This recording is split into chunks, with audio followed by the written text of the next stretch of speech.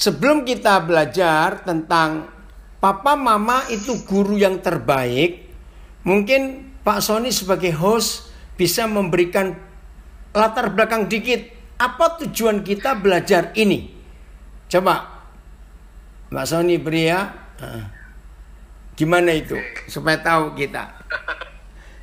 Iya Pak. Oke, jadi seperti yang beberapa sudah terima dari WA ya, kondisi pandemi COVID-19 ini kan kita tidak bisa mengelakkan kondisi yang terjadi, yang mana pemerintah meminta setiap anak-anak untuk belajar di rumah, stay at home, learn from home, study from home. Nah, pemerintah membuat kebijakan itu kan setiap mahasiswa harus belajar di rumah. Dan situasi ini, karena saya juga terlibat sebagai pendidik juga di sekolah, melihat bahwa ada banyak orang tua yang ada yang menikmati, ada juga yang mungkin kesulitan, ada juga yang mungkin merasa putus asa ya dengan kondisi ini. Mereka sepertinya frustasi sampai harus menyalahkan anak-anak. Ada juga yang mungkin menikmati, tapi kebanyakan lebih banyak frustasi ya. Dan ketika kita mendengar ya kebijakan Mas Nadiem, Menteri Pendidikan dan Kebudayaan, menyatakan bahwa untuk zona kuning ya dan zona orange masih pembelajaran jarak jauh masih dilakukan sampai Desember ini. Artinya buat kita yang berada di area zona kuning, zona orange itu berarti apalagi zona hitam ya, di Surabaya Jawa Timur ya, zona hitam akan mengikuti pembelajaran tetap di rumah sampai Desember 2020. Nah, diberikan judul kenapa diberikan papa dan mama adalah guru yang terbaik. Kami pikir bahwa inilah kesempatan kita untuk sama-sama baik sebagai pendidik untuk orang tua melihat bahwa ternyata ada hikmat, ada bagian di mana kita belum melihat bahwa orang tua sangat diperlukan peranannya untuk menolong anak kita di rumah. Jadi, begitu Bapak. Ya. Oke, puji Tuhan, kita sudah mendengar penjelasan dari Pak Sony host kita yang punya ide, yang punya visi untuk mengadakan seminar ini. Bahwa papa dan mama adalah guru yang terbaik. Saudara dikasih Tuhan, izinkan saya berkata begini. Dalam keadaan kacau seperti ini, jangan menyalahkan COVID-19. Setuju tidak? Kita nggak tahu ini, kenapa ini bisa terjadi seperti ini. Tapi lewat seminar ini, bahwa papa mama guru terbaik, maka kita dibawa oleh Tuhan untuk kembali kepada pola Alkitab. Ya, dengarkan. Kita dibawa kembali kepada pola Alkitab. Dalam hal apa? Nah, selama ini kita itu punya konsep. Ya, dengarkan. Selama ini kita punya konsep begini, maaf. Kalau anak kita ngalami apa-apa, otomatis kita pasti nyalakan guru sekolah minggu di gereja dan guru sekolah anak-anak kita. Kenapa kita nyalakan mereka? Khususnya guru-guru sekolah. Karena kita berkata sebagai orang tua, kami kan sudah bayar. Kenapa Bapak Ibu gak bisa mendidik anak-anak kami seperti yang kami harapkan? Kami menyekolahkan anak-anak kami di sekolah ini. Nah, maaf kepada papa mama yang masih punya konsep seperti itu. Hari ini lewat seminar ini kita belajar. Ternyata sekolah terbaik yang kita pilih untuk anak-anak kita masuk sekolah itu, ternyata guru terbaik tetap papa mama di rumah. Maaf kalau saya harus ungkit, 2 hari ini di Jakarta khususnya ada demo orang tua murid, khususnya yang di SMA atau SMU. Apa yang mereka demokan? Nggak tahu apa alasannya. Ya, bagian pendidikan DKI Jakarta memberi batasan umur 21. Itu yang diterima untuk masuk. Yang lebih muda cari sekolah lain. Wah, mereka ribut. Waktu saya mengikuti berita-berita itu, saya juga tertawa. Nah, itulah konsep yang salah selama ini terhadap banyak orang tua. Betul tidak? Bahwa kalau anak-anak kita sudah sekolah, maaf, di sekolah termahal yang kita sudah bayar, ternyata tanggung jawab mutlak bukan tetap di tangan ibu bapak guru di sekolah, juga bukan dari guru-guru sekolah minggu yang ada di gereja. Tidak, tetap pada kita orang tua. Mari kita lihat ayat ini ya. Kita buka Lukas pasal 2. Ya, Lukas pasal 2. Ya. Pak Sony, kok masih ada suara-suara itu? Ya. Ya. Lukas pasal 2 mulai ayat yang ke-41. Lukas 2 mulai ayat 41. Nah, saudara-saudara, kita akan belajar dari tulisan Lukas ini. Saudara, sebelum kita pelajari Lukas 2, maka kita akan lihat latar belakangnya. Ini menarik sekali. Dari kelahiran Tuhan Yesus sampai dia pelayanan, itu ditulis oleh Injil Lukas pasal 3, pasal 4, dia umur 30 tahun. Nah, menariknya dari umur 0 dia lahir sampai dia umur 30 tahun, itu hanya satu peristiwa yang tercatat di kitab suci, yaitu Lukas 2 ini. Nah, itu aneh sekali. Kenapa yang lain-lain gak ditulis? Bahkan kita tahu, saudara, ada berapa buku yang coba menulis tentang Tuhan Yesus antara umur 0 dia lahir sampai umur 30. Dibilang ada yang ke India, ada yang ke Tiongkok belajar Buddha, dan banyak buku-buku yang lain. Ya, kita biarkan saja mereka nulis apa saja, kita hargai, itu ide orang. Tapi yang kita pegang, yang kita percayai tetap Alkitab. Setuju ya? Nah, Lukas 2 ayat 41, inilah satu-satunya tulisan yang terjadi dalam hidup Tuhan Yesus dari umur 0 sampai umur 30 tahun.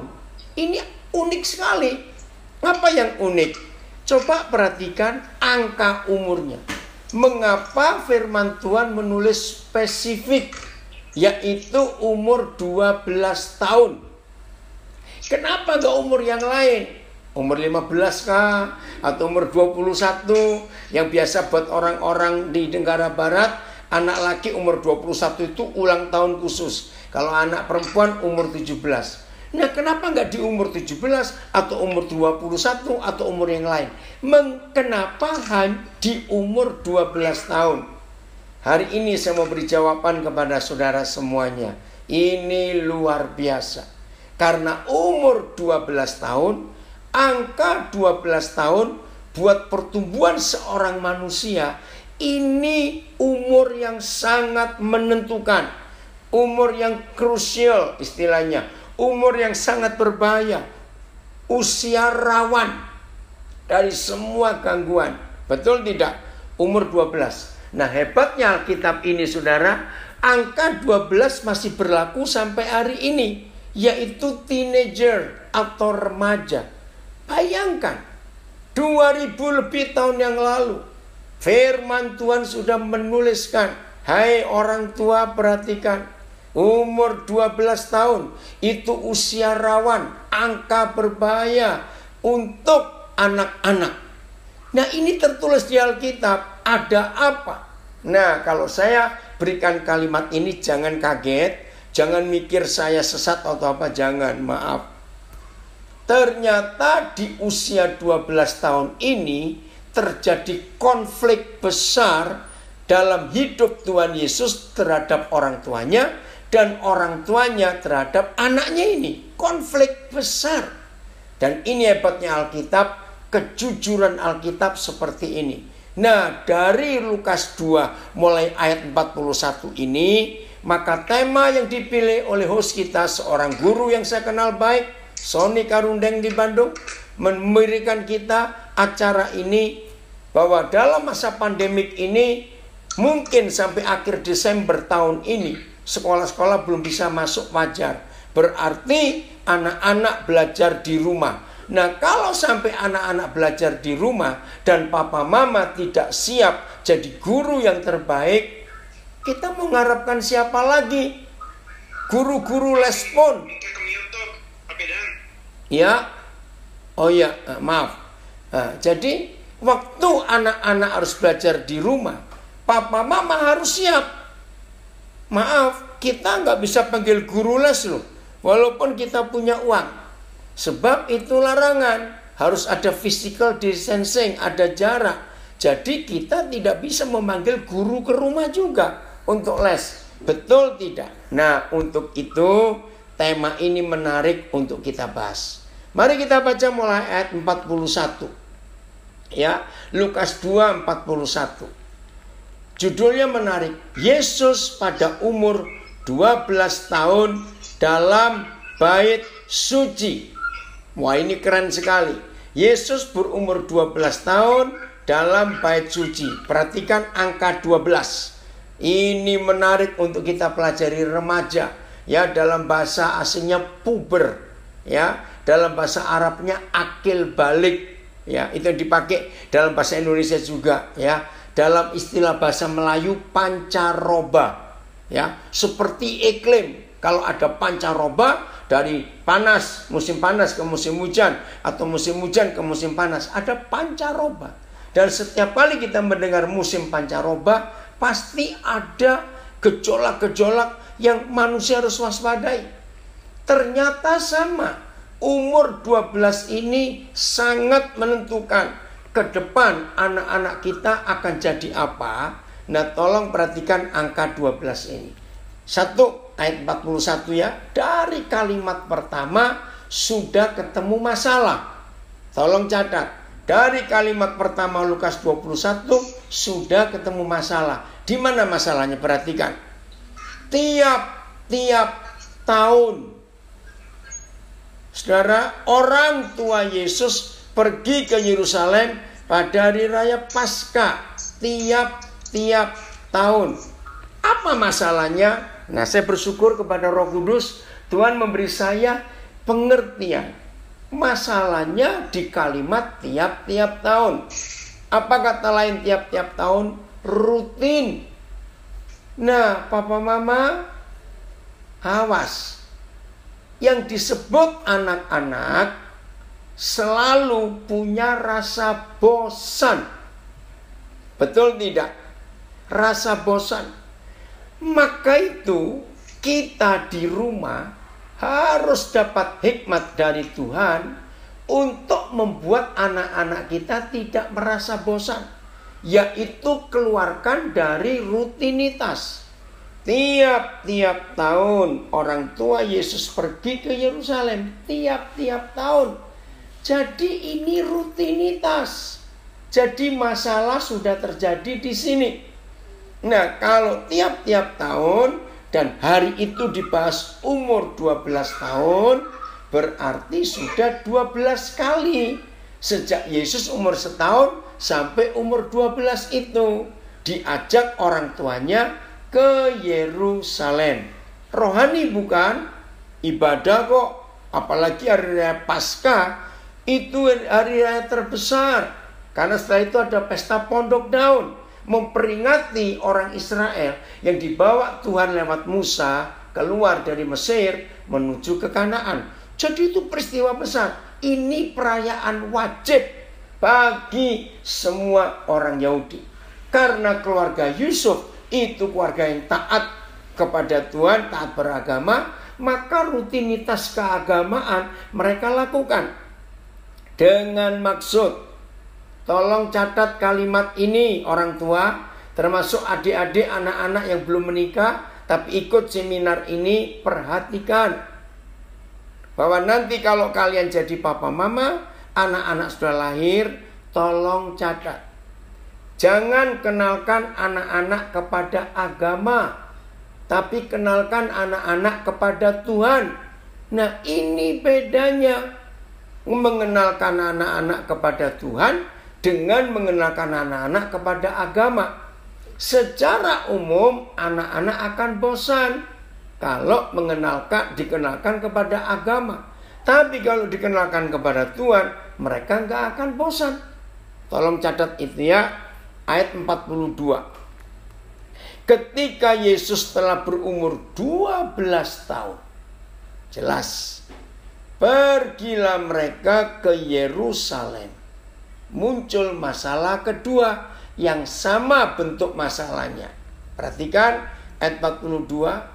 Seperti yang lazim, ini bahasa Arab lazim itu sudah kebiasaan, usual, rutin, lazim, ya, seperti yang lazim pada hari raya itu. Karena itu hari raya terbesar buat orang Yahudi, Paskah, memperingati mereka keluar dari Mesir. Udah, ayat 43. Sehabis hari-hari perayaan itu sudah selesai acara-acara keagamaan, ya, mereka berjalan pulang. Pulang sudah selesai. Nah, kata berikut saya tambahkan 3 huruf untuk mempermudah. Ya, kalau di dalam tulisan ini, tinggallah Yesus di Yerusalem. Nah, saya lebih suka menambahkan 1 kata 3 huruf. Tertinggallah, atau gini, saya baca dari depan 43.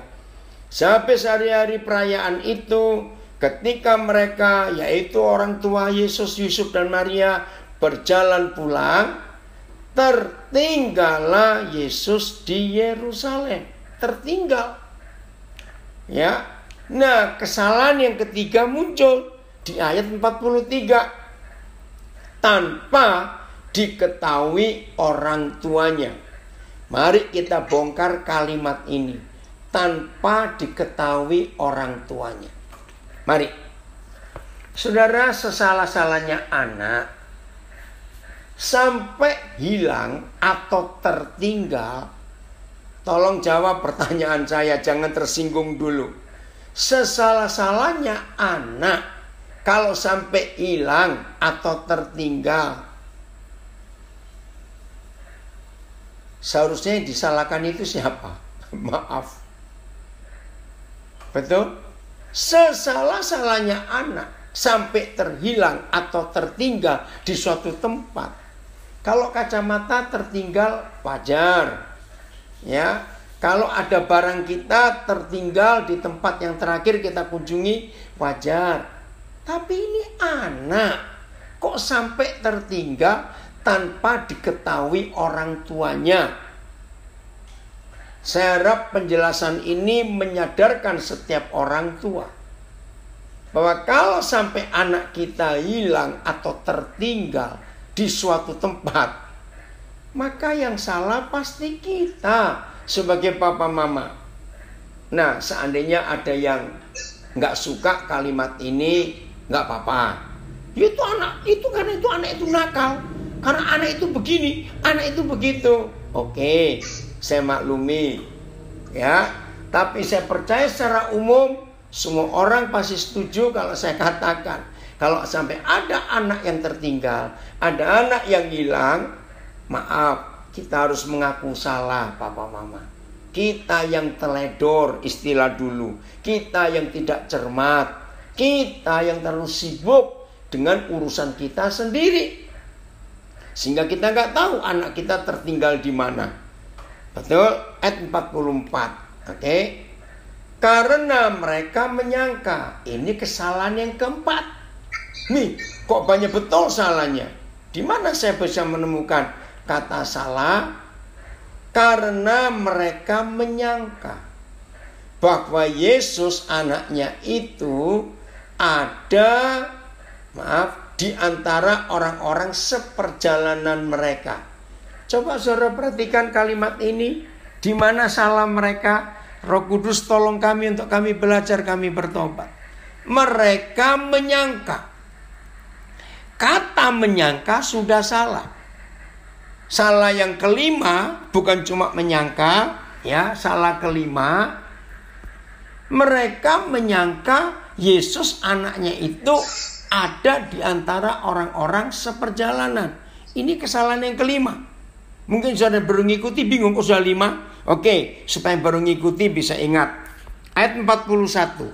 Salah pertama dari orang tua yang membuat anak-anak bosan di rumah. Tiap-tiap tahun. Tolong catat, anak-anak gak bisa rutinitas, akan bosan. Maka itu anak-anak jangan dikenalkan kepada agama. Sebab agama itu selalu mengulang hal yang sama dan membosankan. Tapi ayo kita kenalkan anak-anak kita kepada Tuhan. Beda loh. Orang beragama, maaf, belum tentu bertuhan. Kalau saya berkata pasti, maaf. Tapi orang yang bertuhan, pasti dia kenal aturan. Nah, itu bedanya. Ini kesalahan pertama, tiap-tiap tahun.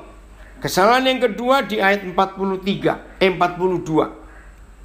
Ketika Yesus telah berumur 12 tahun, pergilah mereka ke Yerusalem seperti yang lazim, yang usual, yang sudah biasa. Pergilah mereka ke Yerusalem seperti yang lazim pada hari raya itu.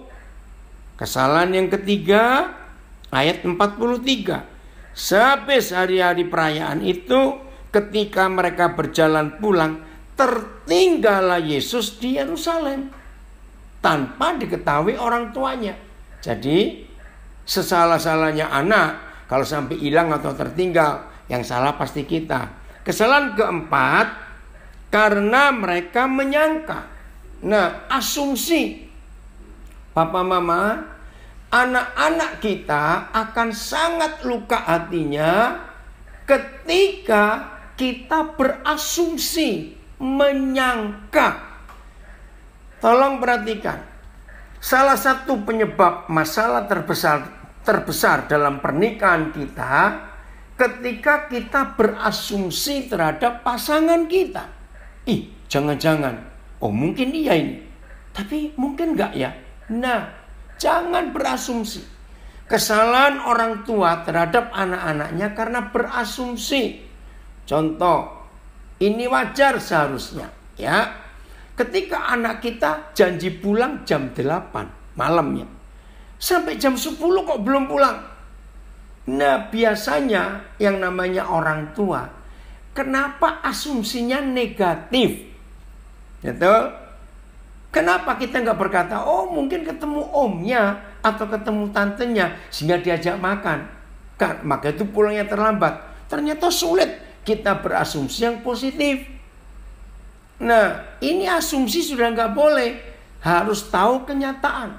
Dan kita percaya semua bentuk asumsi, ya, menyangka, mungkin, kira-kira, jangan-jangan, ya, semua bentuk fakta asumsi itu kecil. Ya, faktanya itu nggak sampai 50%. Kebesaran kecil. Betul?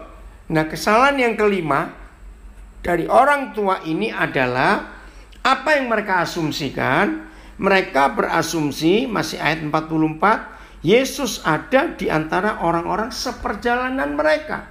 Apa ini yang kelima? Saudara perhatikan baik-baik.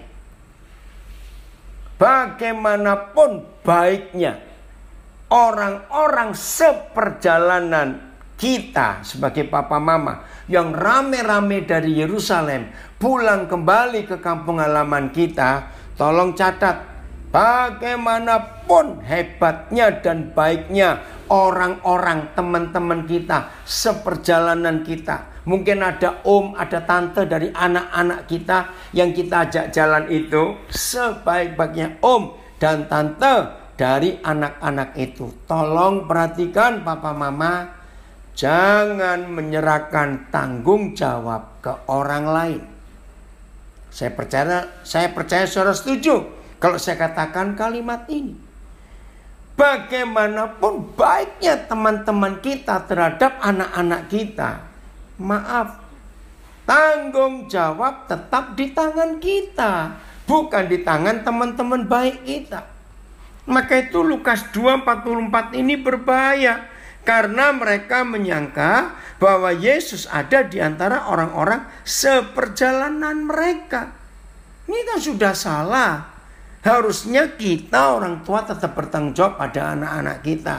Nah, inilah jawaban dari yang pertama tadi saya ungkapkan. Kalau kita sudah nyekolahkan anak kita di sekolah yang the best di kota kita, dan bayarnya pasti mahal, ternyata anak-anak kita ada yang salah. Maaf, karakternya mungkin, nilainya mungkin, maaf, pokoknya kita nggak puas. Jangan sekali-kali kita beranggapan, nah kalau kami sudah bayar mahal di sekolah ibu bapak, kami nggak bisa menerima anak kami jadinya seperti ini. Nah, itu salah. Bagaimanapun tanggung jawab anak-anak kita tetap di tangan kita, Papa Mama.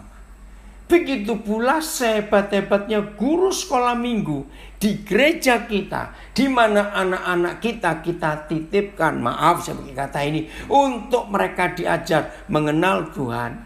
Jangan berharap guru-guru sekolah minggu itu harus bisa merubah, mengenalkan anak-anak kita kepada Tuhan dengan sempurna. Maaf.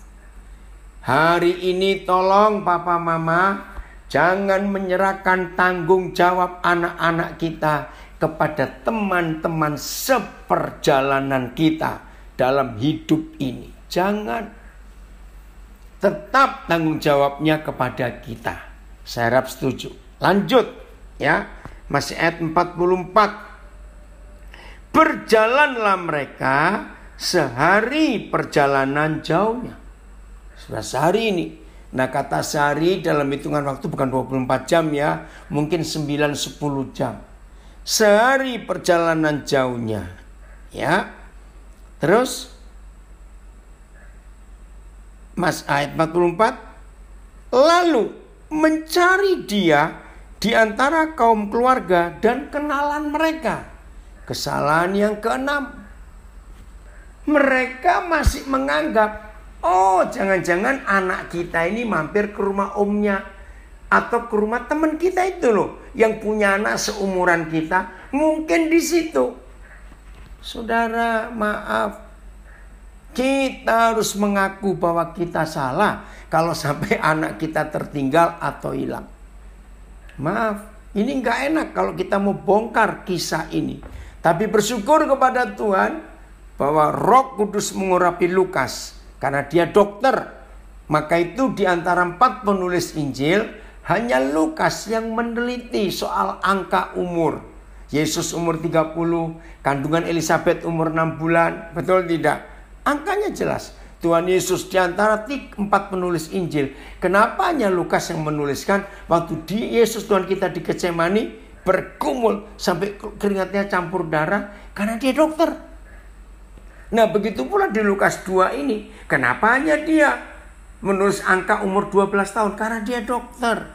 Dia bisa mendiagnosa semuanya itu. Dan ini luar biasa.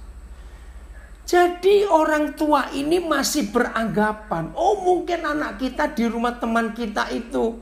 Oh mungkin anak kita di rumah kenalan. Oh di rumah omnya. Karena mereka punya anak-anak seumur anak kita yang sebaya. Memang kalau kita berkata wajar, ya memang wajar juga anggapan kita begitu.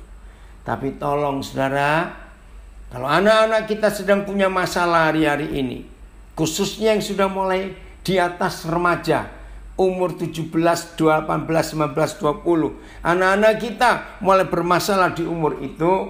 Mari kita merenung sebentar. Kita kembali kepada umur mereka ketika masih remaja. Bagaimana sikap kita terhadap mereka. Oke, kita nggak boleh lepaskan tanggung jawab kita kepada orang lain. Tidak. Tetap harus kepada kita. Udah, 44 selesai. Ayat 45. Karena mereka tidak menemukan dia. Sudah berjalan ini. Nggak ketemu. Sudah di rumah teman, di rumah om, di rumah tante, di rumah siapa. Nggak ketemu juga. Kembalilah mereka ke Yerusalem. Sambil terus mencari dia. Wajar. Setelah sehari perjalanan balik. Sudah mampir ke rumah teman-teman. Ke rumah famili yang mereka kenal. Jangan-jangan anak mereka dari situ. Nggak ketemu juga. Maka kesimpulan terakhir. Oh, berarti ketinggalan di tempat yang terakhir upacara itu, yaitu di Yerusalem. Betul tidak? Ya wajar. Akhirnya mereka balik sampai ke Yerusalem lagi. Terus menarik saudara kalimat berikut, ayat 46. Bayangkan ini. Sesudah berapa hari? 3 hari. Wih. Terlalu ini orang tua. Anaknya hilang 3 hari baru ketemu. Oke lah. Ya kita gak usah bahas lebih jauh. Ya, ayo kita belajar pada diri kita sendiri. Lumayan, baru masih 3 hari ketemu. Berapa banyak anak-anak hilang di dalam rumahnya sendiri. Nah, ini banyak orang tidak tahu. Loh, mana bisa anak hilang dalam rumah sendiri? Ada. Tolong perhatikan kalimat ini. Anak-anak kita bisa hilang di dalam rumah kita sendiri. Nah, banyak yang kaget bukan? Saya pun kaget pertama kali Roh Kudus menunjukkan saya. Hah? Masa anak bisa hilang di dalam rumah? Logikanya, berarti rumahnya besar sekali itu. Sampai anaknya sembunyi di mana atau tidur di mana nggak tahu. Ternyata bukan sembunyi. Begini kisahnya. Anak-anak bisa hilang di dalam rumah papa mamanya sendiri. Ketika papa mama terlalu sibuk dengan urusannya, maka anak-anak nggak diurus. Maka anak-anak terhilang di rumahnya sendiri. Tolong perhatikan kalimat ini. Dan itu banyak terjadi. Sebelum COVID-19, ketika orang tua sibuk, anak-anak juga sibuk. Akhirnya rumah nggak beda seperti hotel. Tempat hanya untuk tidur. Betul tidak, saudara? Mama pulang malam, anak-anak sudah tidur. Anak berangkat pagi sekolah, mama papa belum bangun. Terus begitu. Nah, ini loh anak-anak yang hilang di dalam rumahnya sendiri. Nah, saya percaya kalau kita teliti lebih jauh, ya, kenapa Yesus bisa hilang? Padahal jalan bareng-bareng. Jawabannya, karena papa mama sibuk ngerumpi dengan dirinya sendiri, dengan teman-temannya. Maaf, maka itu anak-anak hilang. Karena mama papa sibuk dengan teman-temannya. Itu sebabnya saudara, kita harus menyadari konsep ini. Jangan sibuk dengan dunia kita sampai anak-anak kita nggak tahu sibuk apa. Maka itu banyak anak-anak ditemukan kembali oleh orang tuanya. Maaf, saya pakai kalimat ini. Ketika anak-anak sudah mulai urusan dengan polisi, baru orang tua sadar. Hah? Sejak kapan kamu melakukan ini? Sering bukan kalimat ini muncul dari mulut kita? Sejak kapan? Kok papa nggak pernah tahu? Nah, jangan salahkan anak. Kok sampai kita nggak pernah tahu? Ya karena kita sibuk dengan dunia kita sendiri. Saya beri contoh begini. 10 tahun yang lalu, semua orang tua akan memuji. Anak-anak kami baik loh, nggak pernah keluyuran, mereka betah di rumah. Itu 10 tahun yang lalu. Tapi sekarang hati-hati, justru anak-anak yang betah di rumah dan di dalam kamar, jangan dianggap baik loh saudara, maaf. Sebab kita nggak bisa ngecek. Di dalam kamar mereka punya laptop, punya komputer, punya smartphone yang bisa mengakses apa saja yang kita tidak tahu. Betul? Maka itu setelah anak kita terjerat narkoba, terjerat kuasa gelap, terjerat agama setan, banyak itu laporan orang tua. Terlibat perzinahan, percabulan karena lihat pornografi, kita kan nggak tahu di kamar. Maka itu anak-anak kita bisa hilang di dalam rumah sendiri. Karena nggak ada komunikasi yang baik. Nah, ini yang kita harus hati-hati dalam hidup kita. Oke, tolong perhatikan. Maka itu bersyukur. Maaf kalau ada yang nggak setuju. Bersyukur dengan adanya COVID-19. Maka dalam sejarah manusia, ini sejarah manusia loh saudara. Pertama kali dalam sejarah dunia ini, hampir manusia seluruh dunia dipenjara di rumahnya sendiri. Stay at home, work from home. Semua dikerjakan di rumah. Belum pernah terjadi seluruh dunia loh. Kalau cuma 1-2 negara mungkin ada kasus-kasus tertentu. Tapi ini seluruh dunia.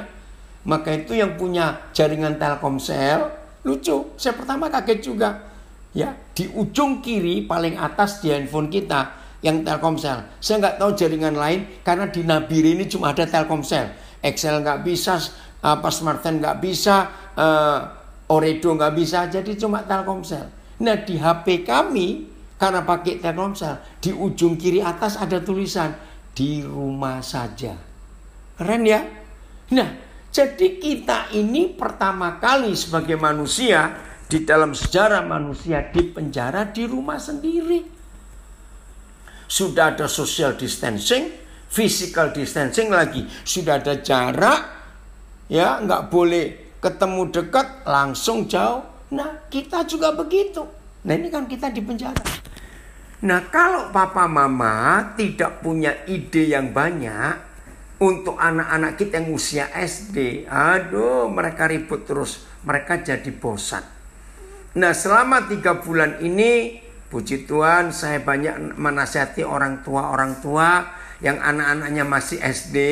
Bosan pak, bahkan viral berapa kali bukan? Anak-anak kita masih SD pagi-pagi bangun, kita kaget. Wih, sudah pakai seragam sekolah putih merah. Lu mau kemana? Pengen sekolah. Karena bosan di rumah. Nah, kepada papa mama yang anak-anaknya bosan, berarti kita belum jadi mainan mereka. Tolong catat. Kepada anak-anak yang masih SD, maka saudara sebagai papa mama harus jadi mainannya anak-anak itu. Maksudnya apa mainan? Ya terserah. Mereka mau ngapakan kita. Papa-papa jadi kuda-kudaan buat anak-anak. Oke? Ya sesuai umur ya. Jangan kalau anak kita umurnya kecil, badannya besar, terus dinaikin jadi kuda-kudaan papanya, punggungnya malah sakit lagi nanti. Jangan. Ya ada ide yang lain. Anak-anak diajak main petak umpet. Ya anak-anak diajak kejar-kejaran. Ayo main di rumah. Adakan perlombaan-perlombaan buat anak-anak. Ngelipat baju yang paling rapi siapa, nanti dapat hadiah. Ayo kita nyapu rumah, nyapu kamar, bersihkan ini, bersihkan itu. Ayo kita buat ini. Bisa ide itu, pasti ada. Bahkan salah satu cucu saya lucu, saya dikirimi video papanya. Saya pikir ini apa-apaan ini? Mukanya saudara dibedakin di lipstick. Ternyata anak perempuannya ingin make up merias wajah papanya. Seperti dia ngeliat mamanya merias wajahnya. Tapi saya kagum. Si papa ini diem aja. Diapain? Sampai jadi begitu difoto. Waduh. Nah enggak apa-apa. Anak-anak jadi senang. Jadi papa mama yang masih harus tinggal di rumah, biarlah kita jadi mainan mereka. Keren ya kalau kita bisa jadi mainan mereka. Anak-anak gak bosan. Nah itu caranya kita menjadi berkat buat anak-anak kita. Oke, saya lanjut lagi. Masih ayat 46 ya. Sesudah 3 hari mereka menemukan Yesus dalam bait Tuhan. Oh, ada di bait suci. Terus ngapain? Ia sedang duduk di tengah-tengah alim ulama, tokoh-tokoh agama. Saudara perhatikan, umur Tuhan Yesus jelas 12 tahun. Nah, kita nggak tahu jelas umur alim ulama, ahli Taurat, imam-imam, orang Farisi yang diajak diskusi oleh Tuhan Yesus hari itu. Umur berapaan kita nggak tahu. Tapi paling tidak umur 50-an lah dan ke atas. Nah sekarang bayangkan, Yesus umur 12 tahun. Mereka mungkin yang paling muda umur 50-an. Berarti paling tidak umur Yesus dibanding umur mereka itu 4-5 kalinya.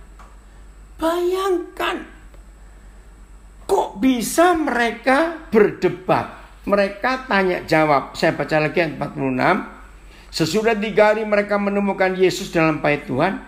Yesus sedang duduk di tengah-tengah alim ulama sambil mendengarkan mereka. Dan tolong baca, mengajukan pertanyaan-pertanyaan kepada mereka. Hah? Yesus mengajukan pertanyaan. Catat, bukan ahli Taurat, imam-imam, alim ulama itu yang bertanya kepada Yesus. Tolong perhatikan. Yesus yang mengajukan pertanyaan-pertanyaan kepada mereka. Lu ini umur berapa? Udah, ayat 47. Masalah nomor 6 yang terjadi dengan orang tua Yesus muncul di ayat 47. Dan semua orang yang mendengar Yesus sangat heran akan kecerdasannya dan segala jawab yang diberikan Yesus. Hah, kok bisa? Ini anak umur 12 tahun bisa bersoal jawab. Sampai Yesus mengajukan pertanyaan pada orang-orang tua itu. Nah, papa mama lihat. Kesalahan yang berikut dari orang tua Yesus. Ya, ayat 48. Tolong perhatikan. 48. Dan ketika orang tuanya, yaitu Yusuf dan Maria, melihat Yesus, tercenganglah mereka. Tercengang. Ayo, kata tercengang di sini mengandung dua arti. Satu, heran. Yang kedua, jengkel juga. Ini anak buat susah loh. Dari mana saya tahu kalau mereka jengkel? Coba lihat pernyataan Maria kepada Yesus. Saya ulang ya, 48. Dan ketika orang tuanya melihat dia, tercenganglah mereka. Lalu kata ibunya kepada Yesus, jujur, nah, ya, saya pakai intonasi yang benar ya. Nah, mengapakah engkau berbuat demikian terhadap kami? Oke ya, dengerin, kita belajar. Apa reaksi ibu kepada anak yang hilang waktu umurnya di bawah 7 tahun? Begitu ketemu, pasti nangis. Aduh, kamu ini di mana? Tuhan terima kasih anak ini gak hilang. Kalau 7 tahun ke bawah. Tapi kalau yang hilang anak umur 12 tahun sampai 3 hari baru ketemu, gak nangis, jengkel. Maria jengkel. Nah, kenapa kamu berbuat begitu kepada kami? Betul tidak, saudara? Ayo kita belajar ini. Maria jengkel, maka itu dia marah. Kenapa kamu berbuat begini? Terus kalimat berikut masih belum selesai. Jengkelnya Maria. Bapamu dan aku dengan cemas mencari engkau. Oke, kita bongkar kata tercenganglah orang tuanya. Saudara tahu arti kata tercengang? Berarti selama mereka serumah dengan Tuhan Yesus 12 tahun itu, berarti orang tua ini tidak mengenali anaknya ini sehebat apa. Maka itu ketika mereka melihat anaknya yang 12 tahun ini bisa memberi pertanyaan-pertanyaan kepada orang tua-tua alim ulama itu, juga mereka bisa, Yesus bisa menjawab yang mereka tanyakan semua. Berarti papa mamanya baru tahu hari itu ternyata anak ini sejenius itu. Maaf ya saudara, sadar nggak kalau Yesus sedang hilang di rumahnya sendiri? Apa kata hilang di sini? Karena orang tuanya nggak tahu kapasitas anak mereka ini ternyata sejenius itu. Maaf ya papa mama, kalau kita sibuk dengan dunia kita sendiri, maka kita nggak akan bisa mengenali anak kita ini seperti apa, anak kita sedang apa, anak kita ini bisa apa, anak kita punya kemampuan apa. Maaf, karena kita sibuk dengan dunia kita sendiri. Nah, orang tua yang nggak pernah tahu kapasitas anaknya seperti apa, ya berarti misalnya orang tua ke kanan, anak ke kiri, nggak saling ketemu. Maka itu bisa hilang di rumahnya sendiri. Nah, sekarang kita lanjutkan. Dari umur sekian kita nggak tahu dari umur berapa Tuhan Yesus sudah mengenal kitab Taurat. Maka itu dia bisa bersoal jawab, bisa diskusi, bisa berdebat dengan alim ulama. Nah, itu Lukas nggak menulis. Tapi yang jelas orang tuanya baru tahu hari itu bahwa anaknya jenius. Kita mundur lagi sebentar ya.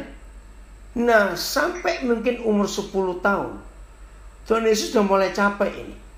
Aku ini ingin diskusi. Aku ini ingin mengeluarkan apa yang aku tahu. Otakku sudah penuh. Tapi di rumah kok nggak ada orang yang ngerti aku. Umur 11, dia ke Yerusalem lagi. Wih, dia mulai melihat. Ini orang kok hebat ya, khotbah. Ya kan pasti ada khotbah bukan kalau hari Sabat, hari Paskah. Wah, satu hari aku mesti ketemu orang-orang tua itu. Untuk aku menanyakan sesuatu. Ketika umur 12, dapat kesempatan. Orang tuanya lengah, sibuk dengan dunianya sendiri. Nah, di situ Yesus berkata, ini kesempatan. Biarin mereka pulang. Aku tinggal saja. Maka itu tadi kita baca, tertinggallah Yesus di Yerusalem. Sengaja. Memang dia nggak mau ikut pulang, orang tuanya sengaja. Kenapa? Nah, saya dapat ilustrasi ini dari Roh Kudus. Tolong catat. Kalau Yesus itu sejak umur 9 tahun, misalnya, dia itu jago main tenis meja, pingpong. Tahu ya? Sejak umur 9 tahun. Maka dia mulai cari lawan bukan? Untuk bisa ngimbangi. Maka dia mulai ke tetangga, ke tempat lain. Betul? Umur 10, makin mahir dia main tenis meja. Tapi di rumah gak ada yang nanggapi. Umur 11, naik lagi. Wah, makin jago dia, makin hebat. Di rumah gak ditanggapi. Papa mama gak nanyain, gak melihat, gak memberi apresiasi, tidak memberi pujian. Saudara, akhirnya Yesus cari di luar. Sekarang bayangkan ya, coba. Kalau saudara jago main pingpong, jago main tenis, tapi selama itu gak ketemu lawan di rumah, kan gak mungkin saudara main pingpong dengan tembok. Maaf ini, capek. Nah, begitu umur 12 tahun, Tuhan Yesus mulai buat sesuatu yang mengagetkan. Dia sengaja tertinggal di Yerusalem. Saya harap penjelasan ini mencelikkan mata kita semua. Tolong papa mama, mulai hari ini, ayo kita jadi papa mama yang benar. Kenali anak-anak kita. Apa kapasitasnya, apa fasilitas hidupnya, apa keahliannya, apa kejeniusannya. Kenali dan arahkan. Sejarah mencatat banyak anak-anak stres karena ketetapan Tuhan atas hidupnya. Misalnya dia itu pemusik, tapi papa mama memaksa jadi dokter. Betul tidak? Nah, ini kan menyimpang jauh. Mungkin anak-anak yang hormat pada orang tua dan cerdas, ya udah, aku jadi dokter. Berhasil memang. Woi, orang tua hore, tepuk tangan. Tapi harus tahu anak ini menderita. Karena bakatnya itu musik. Jangan dipaksa jadi dokter. Papa mama, ayo kita jadi guru yang terbaik di rumah. Dengan konsep ini. Kita kenali anak-anak kita itu punya kelebihan apa. Punya bakat apa. Punya talenta apa. Arahkan. Maaf ya, maaf. Hari-hari ini saya dengar laporan banyak. Anak-anak yang lulus pilot sudah bayar mahal papa mamanya untuk nyekolahkan pilot. Maaf ya, maaf. Sekarang nganggur. SQ saja Singapore Airlines. Berapa ribu pilot yang di PHK. Belum pesawat-pesawat yang lain. Nah, sebelum COVID-19, oh bangga papa mama kalau anak-anak jadi pilot. Tapi sekarang, maaf. Maka itu papa mama, ayo kita jadi guru yang terbaik. Nah, jawaban Tuhan Yesus mengagetkan. Lihat ini. Jangan dianggap ya kurang ajar. Jangan ya. Ayat 49. Jawabnya kepada mereka, mengapakah kamu mencari aku? Boy, saya pertama belajar ayat ini. Maaf ya, maaf. tanda kutip, ini kok kurang ajar ya? Mengapa kamu mencari aku? Lu jelas cari dong. Kami orang tuamu. Tapi mari kita belajar, saudara. Jangan tersinggung papa mama ketika anak-anak protes mengeluarkan pendapatnya dengan kalimat yang kasar. Jangan tersinggung. Justru kita rendah hati, walaupun kita kaget. Wih, kok anak ini ngomong seperti ini? Coba tenang sebentar, merenung. Ada yang salah dalam hidup kami sampai anak ini seperti ini. Yaitu tadi salahnya, orang tua tidak mengenali bakat anaknya di rumah. Pinter main pingpong tapi gak pernah dikasih kesempatan. Maka itu cari di luar rumah. Maka itu papa mama sediakan waktu apa saja yang perlu untuk anak-anak kita, sehingga bakatnya itu tersalur. Walaupun kita tidak semuanya orang kaya. Lanjut, masih omongan Tuhan Yesus. Tidakkah kamu tahu bahwa aku harus berada di dalam rumah Bapakku? Loh, kok bisa begitu? Oke, untung Yusuf tidak tersinggung. Ayo, coba kalau Yusuf kayak kita. Hah? Bapakmu yang mana lagi? Lah, aku ini siapamu? Betul ya? Yusuf harusnya tersinggung. Lah, aku kan bapakmu yang mana lagi? Nah, saya akhiri untuk pembahasan Lukas 2, baru saya akan kembali tunjukkan ayat lain. Ayat 50, ini penting. Ini pengakuan orang tuanya. Tetapi mereka tidak mengerti apa yang dikatakannya kepada mereka. Loh, ini kan aneh. Mereka tidak mengerti apa yang Yesus katakan. Maaf. Berarti selama ini Yusuf dan Maria cuma melahirkan Yesus. Maaf, Maria melahirkan Yesus. Yusuf cuma memenuhi kebutuhan jasmaninya. Tapi tidak pernah tahu apa yang ada dalam dirinya. Maka itu ayat 52 menarik sekali. Seringkali ini dikhotbahkan kalau ada anak ulang tahun. Tapi seringkali kita nggak ngerti maknanya. Ayat 52 Lukas 2. Dan Yesus makin bertambah besar fisiknya, bertambah hikmatnya, matang rohnya, dan bertambah besarnya mentalnya. Ini luar biasa, saudara, mentalnya. Jadi secara fisik, secara roh, secara jiwa, Yesus bertambah dan makin dikasih oleh Tuhan dan manusia. Nah, jadi papa mama kita harus mengerti keadaan anak-anak kita sampai sejauh ini. Jelas ya? Nah, dari mana kita belajar bahwa papa mama itu guru yang baik untuk anak-anak? Ini bagian terakhir pembahasan kita. Siapkan pertanyaan-pertanyaan. Nanti kita akan lihat. Ulangan 6 ayat 7. Wah, ini luar biasa. Ini guru yang terbaik, yaitu kita papa mama. Ulangan 6 ayat 7. Ya, kita akan baca. Kita bahas ayat ini. Ulangan 6 ayat 7. Ya, perhatikan. Haruslah engkau mengajarkannya berulang-ulang kepada anak-anakmu. Saudara, berarti ini perintah untuk siapa? Untuk papa mama. Haruslah engkau mengajarkannya berulang-ulang kepada anak-anakmu. Berulang-ulang. Papa mama yang sering jengkel dengan anak-anak, sehingga kita berkata, kenapa sih? Sudah berapa kali nih papa beritahu ngajar kamu? Kalau baru 3-4 kali, itu belum apa-apa. Nah, tolong papa mama mulai hari ini, yang masih suka jengkel kepada anak-anak, ayo kita bertobat. Ternyata mengajar itu harus berulang-ulang. Nggak cukup 2-3 kali, berulang-ulang. Ayo kita berubah. Karena kita ini pelupa. Betul ya? Terus kalimat kedua. Dan membicarakannya. Wow, ini keren sekali. Tolong papa mama catat.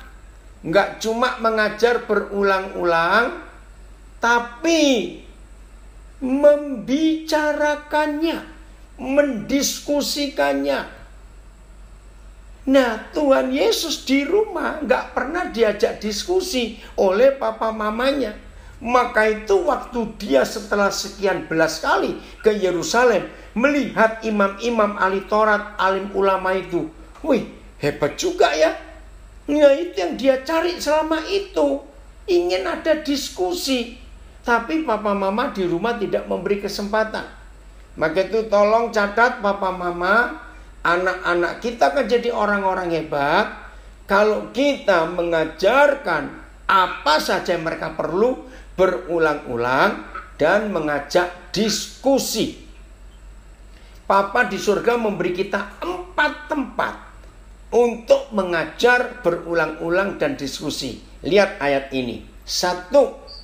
Apabila engkau duduk di rumahmu. Ini tempat yang pertama untuk mengajarkan berulang-ulang dan mendiskusikan, yaitu ketika kita duduk di rumah.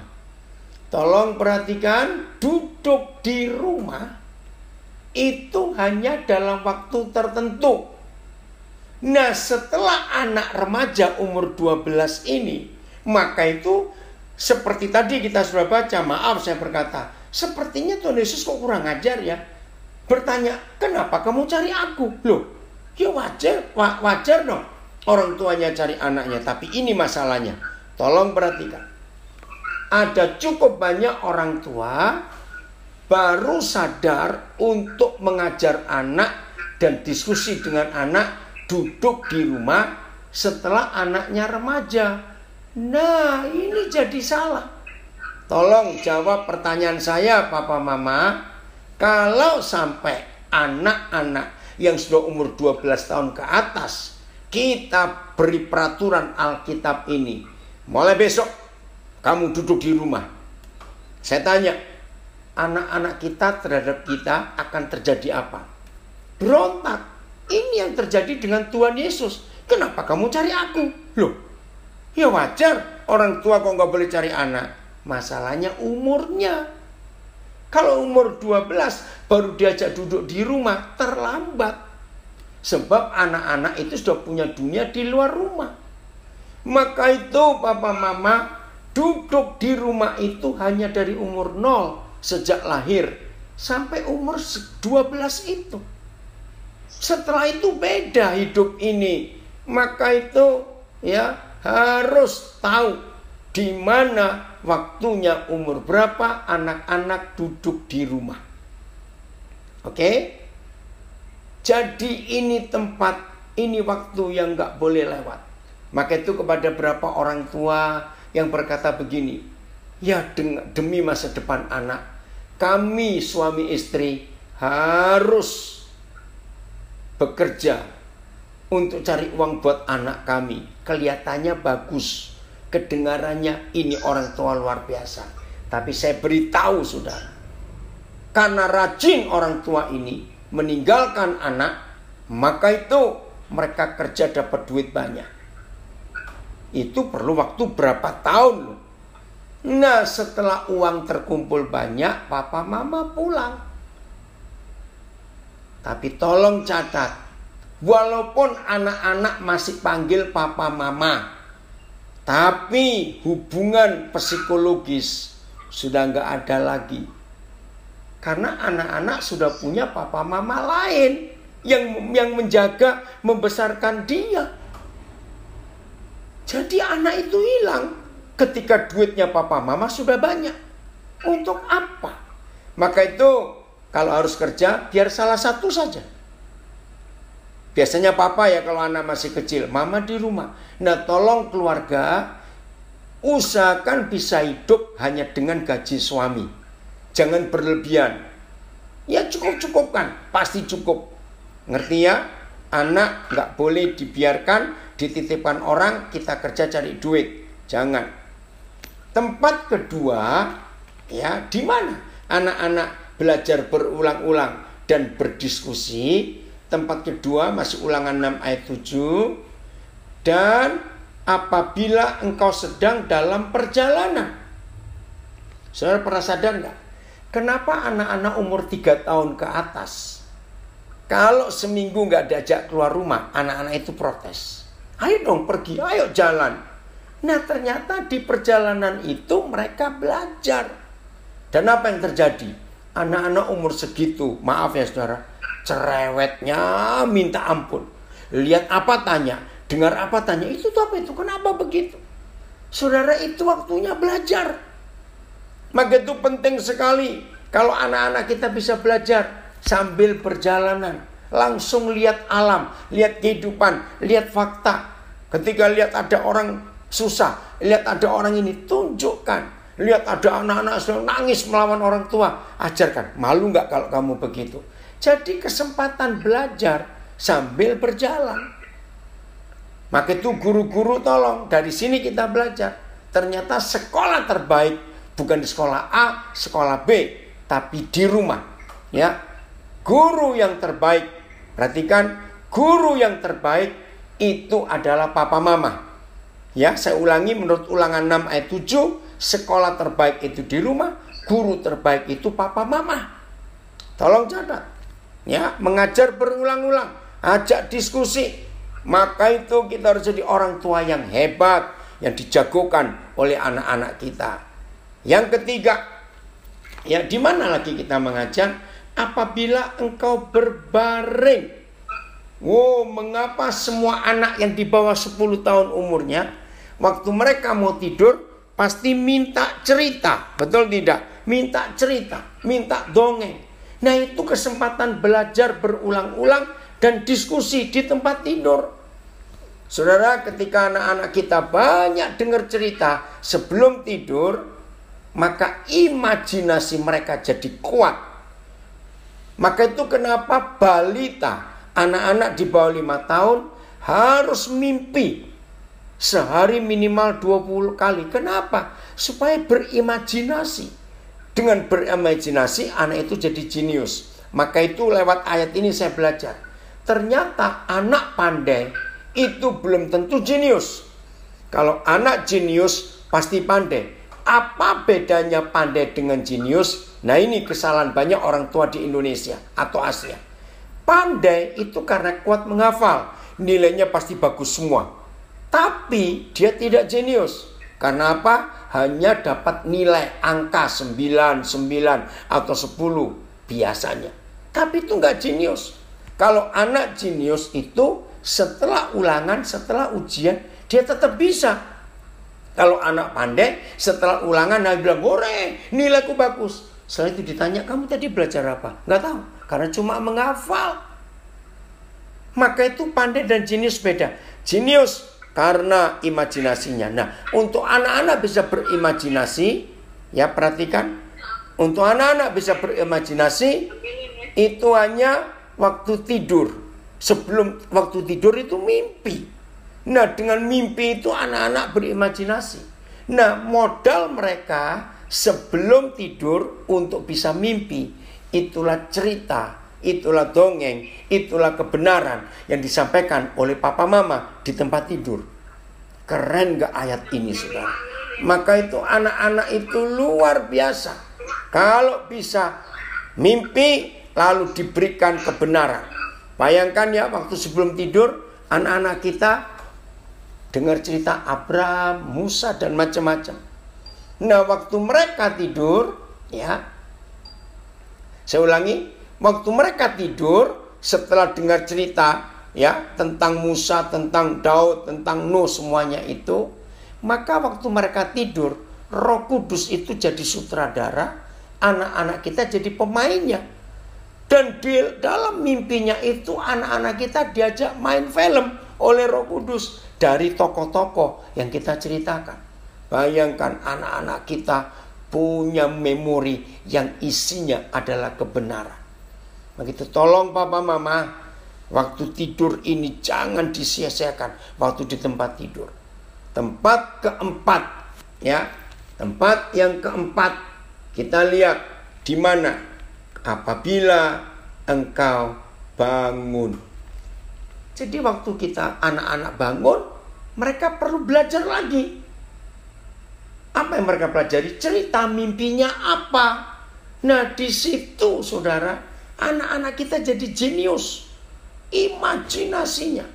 Maka itu tolong ya mama papa, kalau anak jam tidur mau tidur dan waktunya belajar, ternyata mama papa sibuk dengan acaranya sendiri.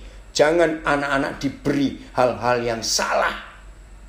Contoh, cepat tidur, ada setan di jendela itu. Karena mamanya mau nonton drakor, istilahnya, maaf. Maka anak kita tidurnya mimpi setan.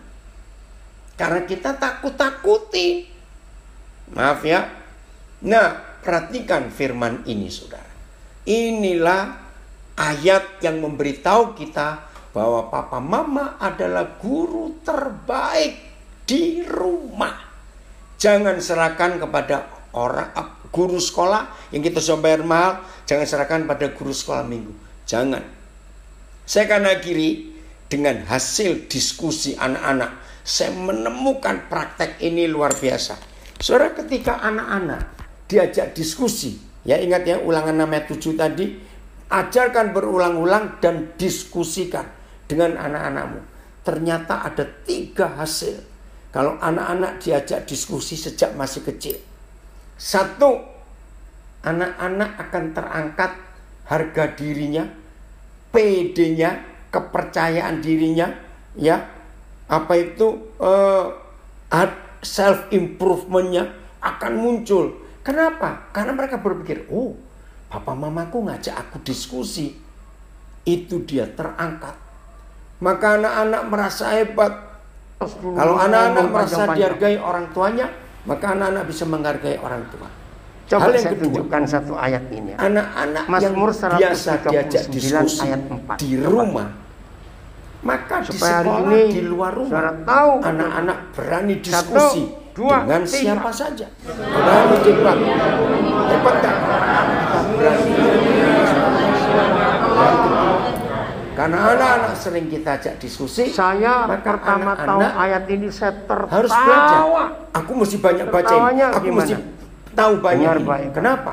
Karena sewaktu-waktu Jadi kalau menurut papa mama Mazmur tanya, aku harus bisa 139 jawab. ayat 4. Saudara bisa. Perlu nggak kita betapa kalau doa itu hebatnya ngomongnya panjang-panjang ulangan begitu? ayat 7 ini. Jawab, perlu tidak?